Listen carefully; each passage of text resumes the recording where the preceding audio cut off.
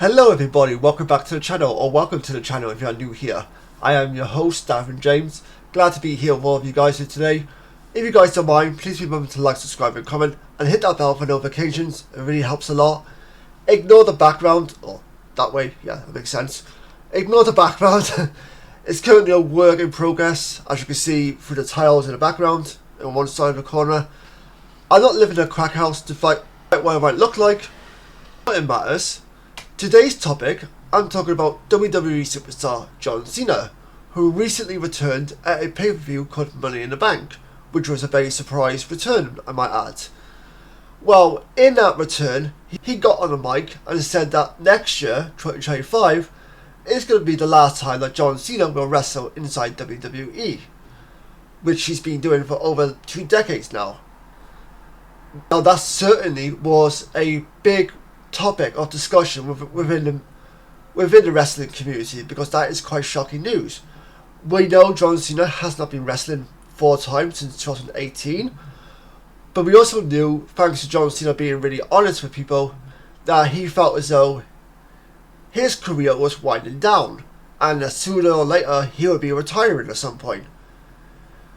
So we'll go over some of the stuff he said at the Money in the Bank pay-per-view. I'll also give my thoughts on what WWE should probably do with John Cena, given that this is his final run with the company. So with that being said, hope you guys enjoyed the episode, and I'll see you guys soon.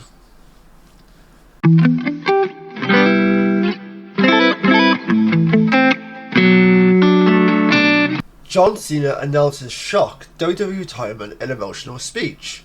John Cena stunned a packed out crowd as he announced that he would be officially retiring from wrestling in the WWE. The 47-year-old made a surprise appearance at the promotion's Money in the Bank pay-per-view in Toronto on the 6th of July to make the announcement. But thankfully his retirement is not immediately, and fans will have the chance to see the 16-time world champion in action at least a few more times before he hands it up for good. In his emotional speech, Cena said he would be retiring after a retirement tour that will see him perform at signature shows such as Royal Rumble, Elimination Chamber, and also WrestleMania. Speaking in the ring on Saturday night, Cena said, "Why am I here? Tonight I officially announced my retirement from the WWE. I hear a mixed opinion out there. Lots of questions maybe, right? Like, why here? I want to talk about that for a second. I want to talk about Toronto. Matter of fact, I want to talk about Canada. Matter of fact, there's a lot of facts in here, I want to talk about Canadians. I've been doing this a while. I've been in WWE for over 2 decades, and in that time I've seen incredible waves of prosperity like we've got now. WWE is the hottest ticket in town, no doubt. I have also seen tremendous hardship, and that's when nobody knows your name, nobody wants to be your friend, and only the most dedicated hardcore fans stand by your side. So in all those years, one of the most impressive things I've learned was whether the WWE was hot or not, Canadians always showed up.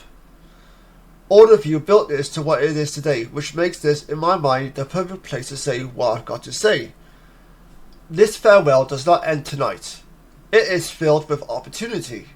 Everybody, Raw makes history, WWE Monday Night Raw. Monday Night Raw is basically referring to here, WWE's flagship TV show, which would be moving to Netflix as of January next year, which is really exciting for wrestling fans.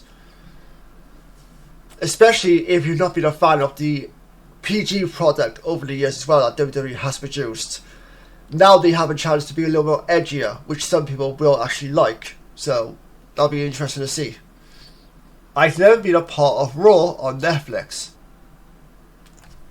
Along with that history-making first, we are going to build some unforgettable lasts. The 2025 Royal Rumble will be my last. The 2025 Elimination Chamber will be my last. And I'm here tonight to announce that WrestleMania Las Vegas in 2025 will be the last WrestleMania I compete in. And I think that's probably when he's going to witness his 17th World Championship title. I could be wrong on that. I could be absolutely wrong on that. There's no way of knowing for sure. But But I can't imagine WWE putting John Cena in a position where he's doing anything else but challenging for a World Championship at WrestleMania, knowing that this is going to be his last WrestleMania. It's a history-making moment, to say the least.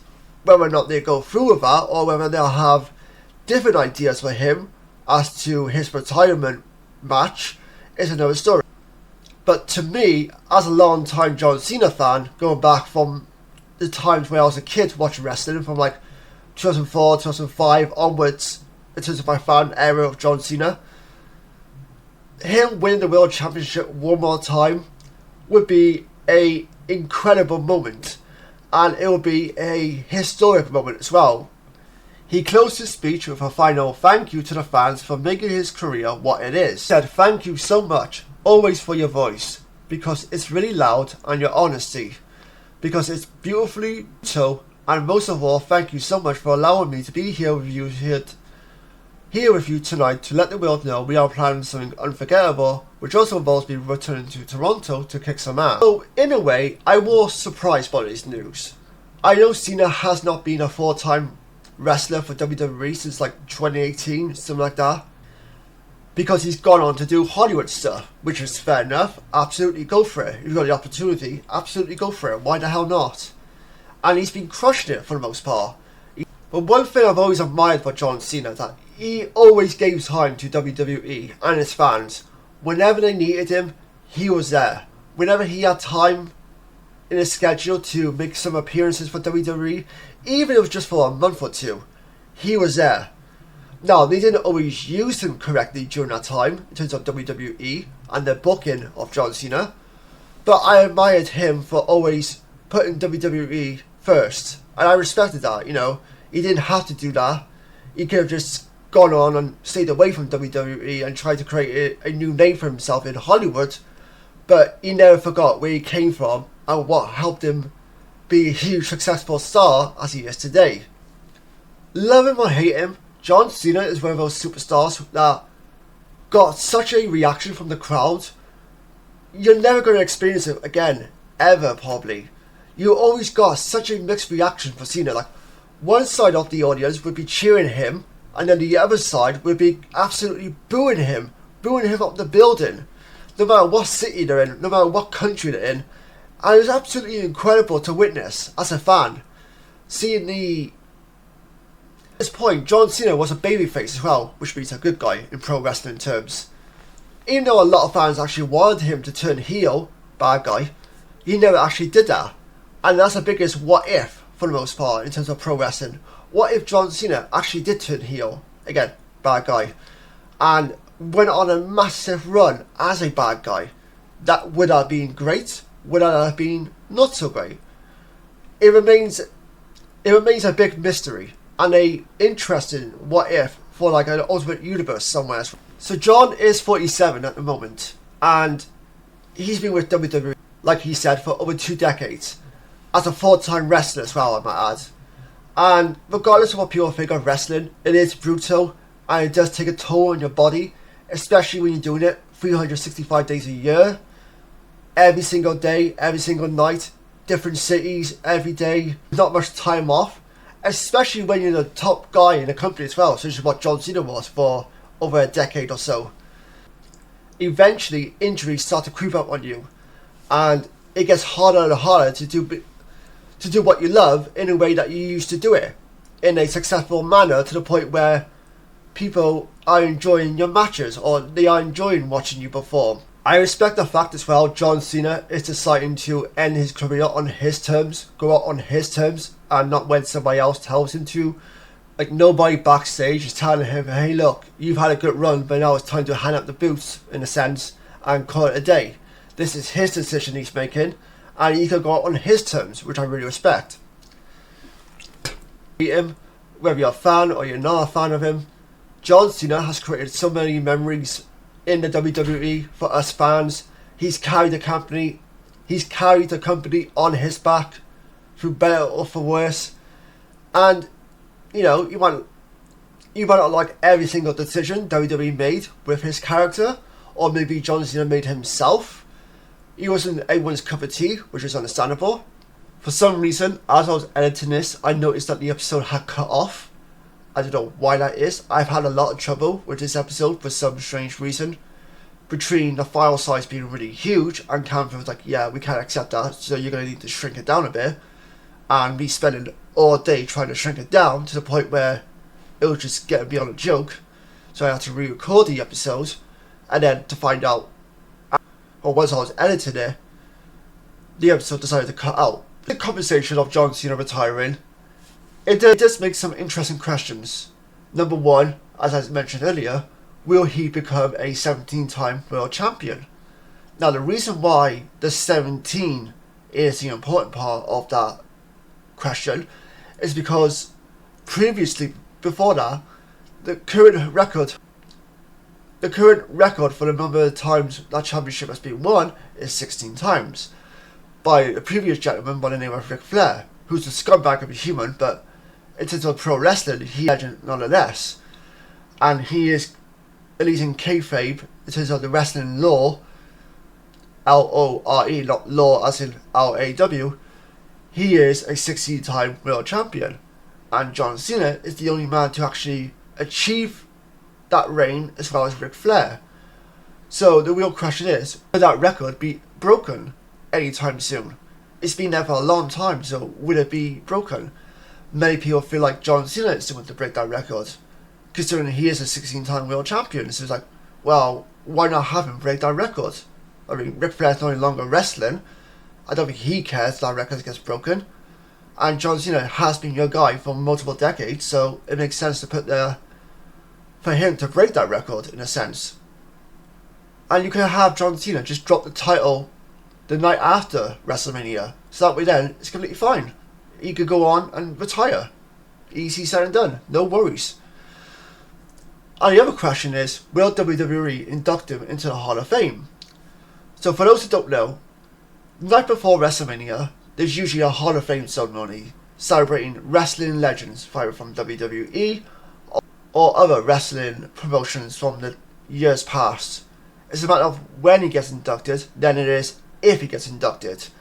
Because it's a no-brainer that he will be inducted into the Hall of Fame at some point. Now, I'm not personally bothered about the Hall of Fame. It doesn't really mean anything to me. But obviously it means a lot to those who are wrestling legends, of course, why wouldn't it?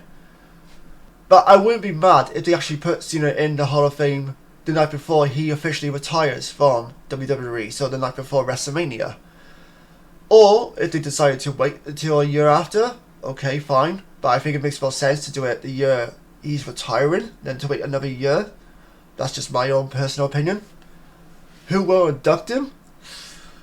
Man, he's had a lot of rivalries in WWE. He's made a lot of good stories with a lot of great wrestlers. Personally, to me, I think Randy Orton makes the most sense because they pretty much came up together through the development system of OVW, which was an old development system owned by WWE. And they've been rivals throughout their entire careers for the most part. The gentlemen have great chemistry together, whether it be on the same side or whether it be they are rivals. And I think Randy Orton makes the most perfect sense to be the one to induct John Cena into the Hall of Fame. Hell, it might even make more sense to have John Cena be the one, have Randy Orton to be the one who retires John Cena, as he is the legend killer after all, in terms of Randy Orton. There's a lot of possibilities for John Cena's final match at WrestleMania. I'm personally invested in whatever it is they got planned, as long as it's good. There's always a chance he could be a really bad creative. Hopefully not. Hopefully that's something solid for him, and he gets to choose his final run in terms of what he wants to do in terms of his final couple months within WWE. But with that being said, thank you all for listening to this episode. Please let me know your feelings down below. Are you a wrestling fan? Are you a John Cena fan? What's your favourite memory of John Cena? What would your ideal perfect booking be for John Cena in terms of his retirement tour next year? Who would you like to see induct him into the Hall of Fame next year or maybe the year after, depending on WWE's decision? Either way, let me know your feelings down below. Until next time, take care, stay safe, I'll see you guys next time. Bye bye for now.